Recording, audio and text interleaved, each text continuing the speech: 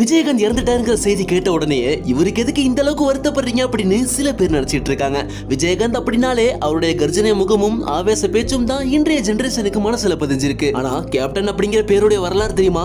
எம்ஜிஆர் காமராஜர் மறைவுக்கு பிறகு ஒரு அரசியல்வாதி இறந்ததுக்கு தமிழ்நாடே அழகுறலா மாறினது விஜயகாந்த் மரணத்துக்கு தாங்க. இன்றைய காலத்துல ஷூட்டிங் ஸ்பாட்ல நடிகர் நடிகை இயக்குநர்களுக்கு மட்டும் விருந்து சாப்பாடு, மற்ற தொழிலாளர்களுக்கெல்லாம் ஹோட்டல் சாப்பாடு அப்படின்னு இப்போ வரையும் அதான் நடந்துட்டு இருக்கு. ஆனா 1980 90களிலேயே விஜயகாந்த் தன்னுடைய ஷூட்டிங் ஸ்பாட்ல தான் சாப்பிடுற அதே விருந்துணவை தான் தன் செலவுல கீழ்மட்ட தொழிலாளர்களுக்கு வரையும் வாங்கி கொடுத்து அவங்க சாப்பிடுறத உறுதி செஞ்ச பிறகுதான் தன் சாப்பாட்டிலே கை வச்சிருக்காரு அந்த மனிதர். வாழ்நாள் முழுக்க தன்னுடைய சினிமா சொத்துக்களை சேர்த்து வைக்காம மக்களுக்கு தேடி தேடி தர்மம் கொடுத்தவர். அவர் இறக்கறதுக்கு முன்னாடி கூட பணத்தை வீணடிச்சிடாதீங்க, இல்லாதப்பட்டவங்களுக்கும் ஏழை மக்களுக்கும் மறக்காம கொடுத்துருங்க அப்படின்னு சொன்னது தான் அவருடைய கடைசி வார்த்தையா இருந்திருக்கு.